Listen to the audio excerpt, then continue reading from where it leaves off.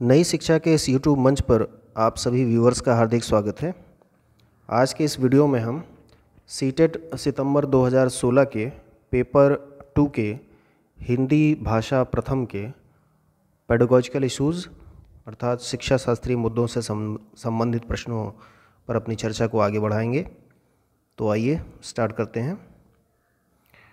आपका पहला प्रश्न यानी प्रश्न पत्र के अनुसार प्रश्न संख्या 100, सरसरी तौर पर किसी पाठ को देखकर उसकी विषय वस्तु का पता कर लेना क्या है? आपके विकल्प हैं, पहला पढ़ने की एक महत्वपूर्ण कुशलता है, दूसरा पढ़कर समझने का पहला प्रयास है, तीसरा पढ़ने की कुशलता का अंतिम पड़ाव है और चौथा पढ़ने की निम्न स्थिति को दर्शाता है। तो यहाँ जो आपका राइट आंसर होगा वो होगा आपका पहला विकल्प, पढ़ने की एक महत्वपूर्ण कुशलता है। इसे हम एक्सटेंसिव रीडिंग कहते हैं। जैसा कि आपको ध्यान होगा कि पिछले वीडियो में आपको बताया जा चुका है कि एक्सटेंसिव रीडिंग और इंटेंसिव रीडिंग दो तरह की होती है। एक्सटेंसिव रीडिंग के अंतर्गत किसी पाठ्य वस्तु को सरसरी तौर पर देखना और उसका एक मोटा अंदाज़ा लगा लेना, ये एक्सटेंसिव रीडिंग कही जाती है, जैसा कि आपको इस सवाल में दिया गया है। और दूसरी होती है इंटेंसिव रीडिंग, यानी कि गहराई में जाकर के पढ़ना और किसी पाठ्य वस्तु को आत्मसात करना। तो इसका आप ध्यान रखिएगा।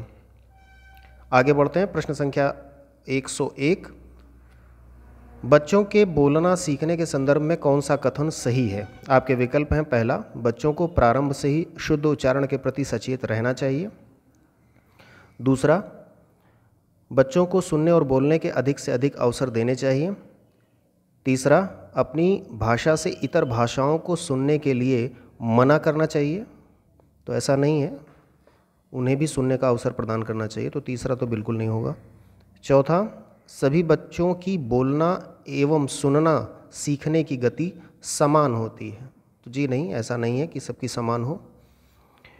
और तो इस तरह से इसका जो दूसरा विकल्प है कि बच्चों को सुनने और बोलने के अधिक से अधिक अवसर दिए जाएं, ये आपका राइट आंसर है।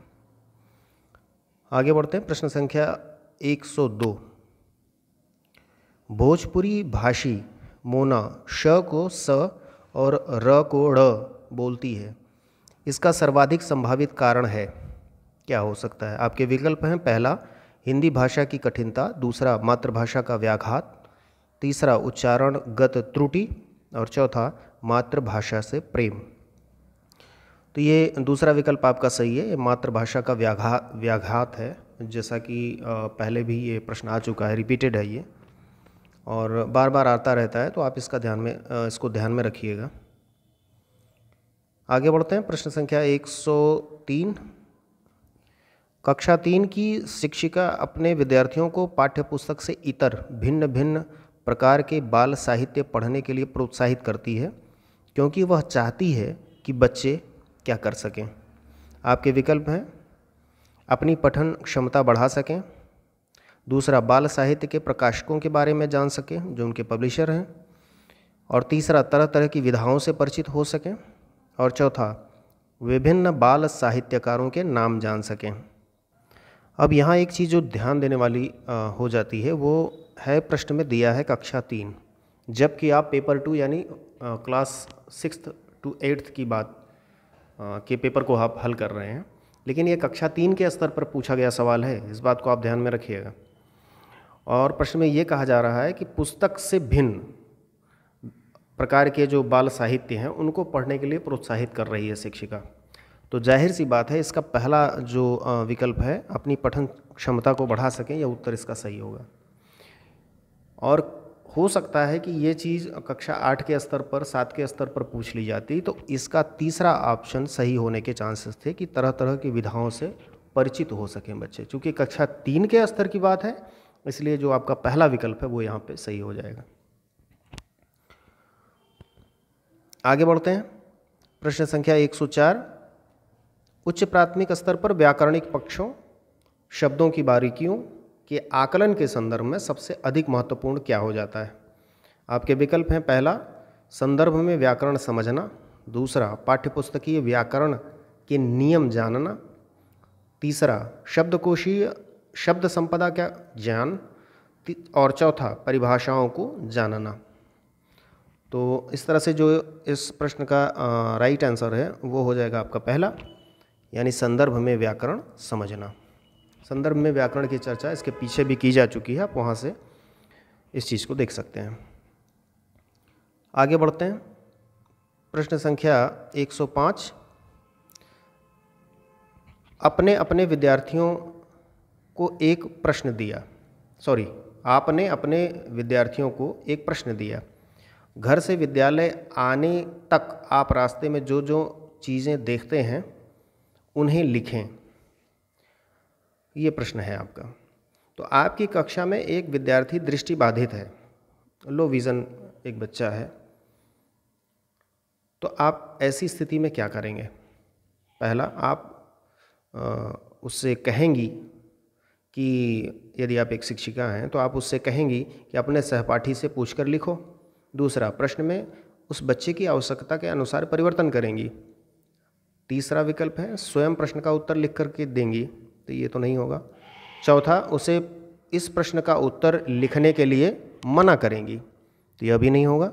आपका जो ये दूसरा विकल्प जो है वो सही हो जाएगा कि चूंकि बच्चा लो विज़न में है तो आप उसे छू करके देखने वाली जो या कह लीजिए कि छूकर जिन चीज़ों को वो व्यक्त कर सकता है कि हाँ ये चीज़ है, उस तरह के प्रश्न आप इसमें समाहित कर दीजिए, क्योंकि देख पाएगा नहीं वो बच्चा।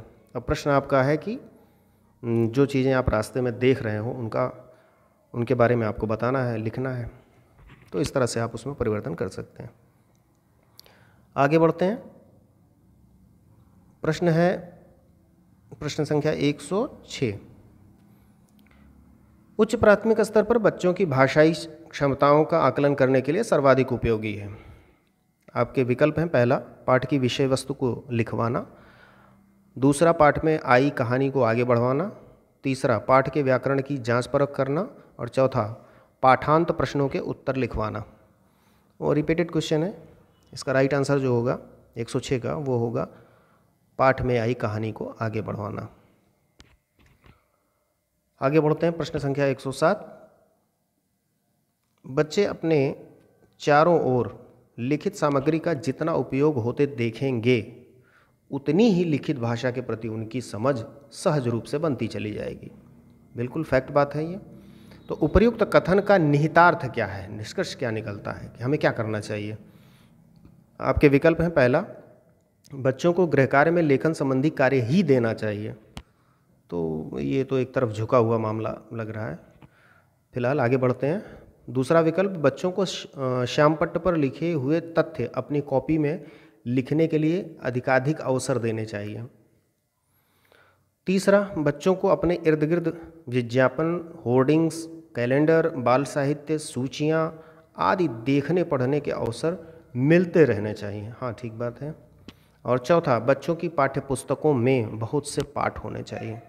तो तीसरा ऑप्शन जो है वो आपका सही है कि बच्चों को यदि आप इन तमाम चीज़ों, होर्डिंग्स, कैलेंडर, विज्ञापन, बाल साहित्य इत्यादि देखने और पढ़ने के अवसर मिलते रहते हैं, तो जितना ही इन सामग्रियों को वो देखते हैं उतनी ही लिखित भाषा के प्रति उनकी समझ जो है सहज रूप से बनती चली जाती है। आगे बढ़ते हैं। प्रश्न संख्या 108। भाषा अर्जन के बारे में यानी लैंग्वेज एक्विजिशन के बारे में कौन सा कथन सही है? रिपीटेड क्वेश्चन है ये। यह कठिन होता है। दूसरा, यह विद्यालय में ही होता है।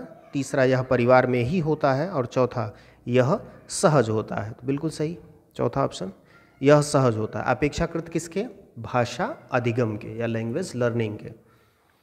आगे बढ़ते हैं। प्रश्न संख्या 109। निम्नलिखित में से किस स्थिति में आप कहेंगे कि पठन हो रहा है? ये भी रिपीटेड आपका क्वेश्चन आ गया। अब यहाँ से काफ़ी सारे सवाल रिपीट हो रहे हैं, ठीक है, पीछे से। पहला विकल्प, प्रत्येक शब्द का सही उच्चारण। दूसरा, ध्वनि का उतार चढ़ाव। तीसरा, उचित गति एवं प्रवाह। चौथा, अनुमान के साथ भाव ग्रहण। तो ये अनुमान के साथ भाव ग्रहण, चौथा जो आपका ऑप्शन है ये बिल्कुल ठीक है कि पठन में अनुमान के साथ जो भाव ग्रहण है वो महत्वपूर्ण है। और यह अगर हो रहा है तो हम कहेंगे कि पठन हाँ वास्तव में हो रहा है। प्रश्न संख्या 110, उच्च प्राथमिक स्तर पर हिंदी भाषा की पाठ्यपुस्तक में हिंदीतर यानी हिंदी से भिन्न भाषाओं की रचनाओं को भी स्थान देने का मुख्य उद्देश्य क्या है, मेन मकसद क्या होता है? पहला, अन्य भाषाओं के रचनाकारों से परिचित कराना। दूसरा, अन्य भाषाओं के साथ तुलना करना। तीसरा, अन्य भाषाओं के उत्कृष्ट साहित्य से परिचित कराना। और चौथा, अन्य भाषाओं के व्याकरण से परिचित कराना। तो तीसरा ऑप्शन आपका सही है कि जब हम अन्य हिंदी से भिन्न या किसी भी भाषा में आप समझ लें, जब वह भाषा अपनी भाषा से भिन्न किसी भाषा के साहित्य को स्थान दे रही होती है तो उसका मुख्य मकसद वही होता है कि उस भाषा में जो उत्कृष्ट रचनाएं की गई हैं उनसे बच्चों का परिचय कराया जाए।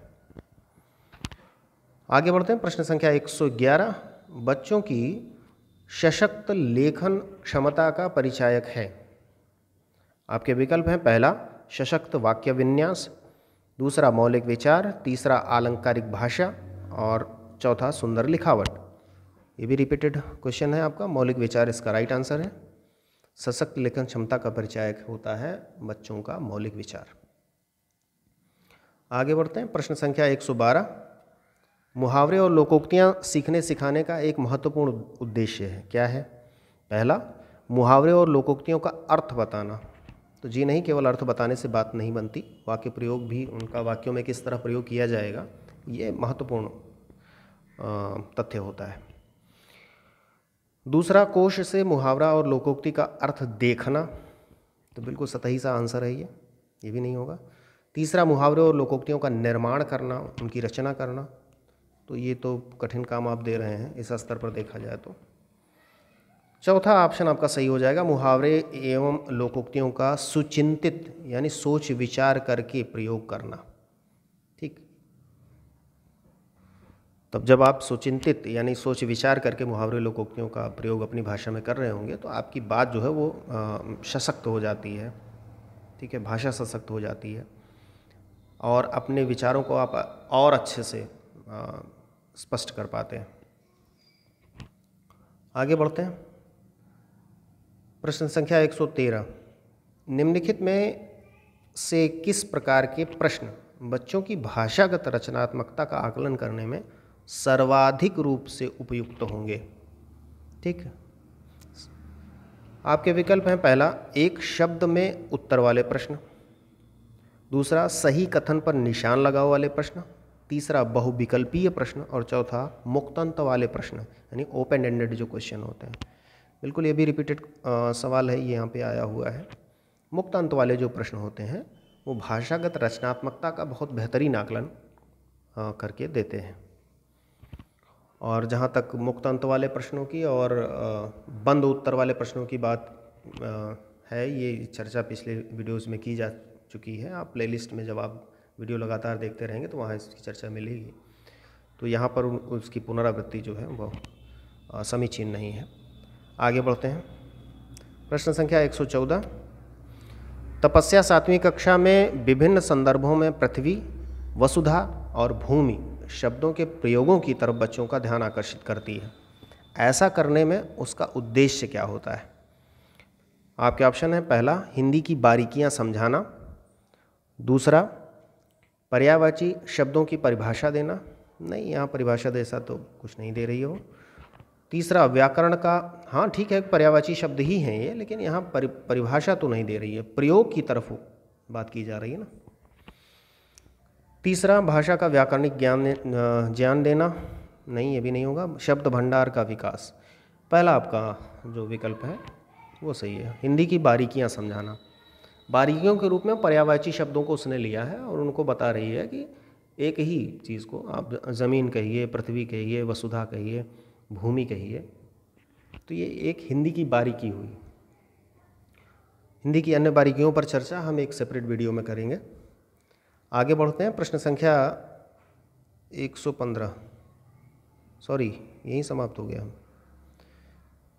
ध्यान नहीं दिया। तो इस तरह से आज का वीडियो जो है वो यहीं पर समाप्त होता है। मिलते हैं आप सभी से नेक्स्ट वीडियो में। वीडियो को अंत तक देखने के लिए आप सभी को धन्यवाद।